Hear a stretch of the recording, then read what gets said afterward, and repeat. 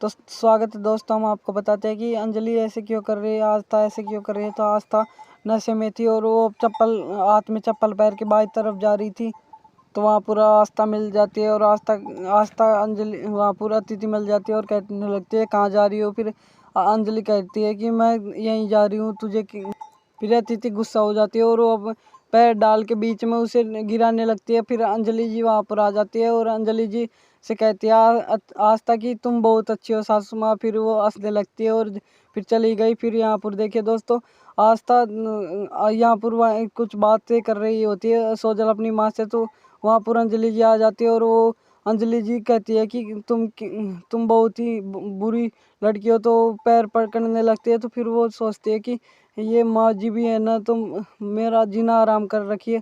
फिर यहाँ पर देखिए दोस्तों, ये कहने लगता है कि तुम बहुत ही अच्छे से तरीके से होली खेलती हो। और फिर वो हंसती है कि तुम उससे क्या पूछ रहे हो, मैं खेलती हूँ, मेरे साथ खेलोगे। फिर वो कहती है कि नहीं, मैं तो इसके साथ ही खेलूँगी। फिर यहाँ पर देखिए दोस्तों, अंजलि जी रात को बाहर खड़ी हुई होती है, क्योंकि फिर निरंजन जी कहते हैं कि चलो सो जाओ, कोई देख लेगा तो बहुत बड़ी बात हो जाएगी। फिर निरंजन जी कहते हैं कि चलो अब क्या तुम भी। फिर यहाँ पूरा तिथि और आस्था और सुलूक सोए हुए होते हैं। फिर आस्था दोनों ही रात को कंबल खींच रहे थे। तो देखिए दोस्तों, सुलूक कहता है कि तुम क्या वो जो रात को सोने में नहीं देती। फिर वो कहती है, आस्था कहती है कि आज तो सबसे पहले मैं ही सोऊंगा।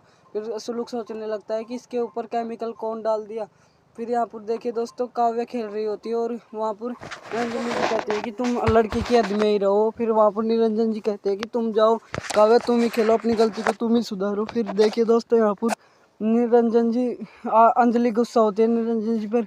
फिर यहाँ पर देखिए दोस्तों, आज अंजलि जी फ़ोन कर देती है यहाँ पर कि तुम जल्दी घर पर आओ। फिर वो कहता है कि तुम्हारे जो माँ के हाथ में ये डायमंड की जो अंगूठी है वो आपके लिए लेकर आऊँगी। फिर वो कहती है कि मैं इन पर्चियों को लिख लेती हूँ, पर्ची में फिर मुझे याद रह जाएगी। और यहाँ पर देखिए अतिथि के पास कॉल आता है और कॉल वहाँ पर फिर अंजलि जी पूछती है कि किसका कॉल है। फिर वहाँ पर वो कहते हैं कि मैं अपने रूम में जा रही हूँ, मुझे काम था। फिर यहाँ पर वाहिनी कहती है कि अंजलि जी सोजल से कहती है कि तुम बहुत ही बड़ी गलती कर चुकी हो। फिर यहाँ पर व्रत से कहती है कि ये रात को पता नहीं किससे बात कर रही है, इसकी माँ से। तो दोस्तों, आस्था यहाँ पर लड्डू लेकर आ जाती है और वो सुन लेती है कि अतिथि की बात। और वहाँ पर कहती है कि तुम किसको क्या कहना चाहती हो। फिर वो कहते हैं कि वो हमारे नौकरानी है, उसे मैं कहती हूँ कि मरने मारने की बात करी। फिर वो लड्डू उठा के कहते हैं कि लड्डू खाओ तुम। फिर यहाँ पर देखिए दोस्तों,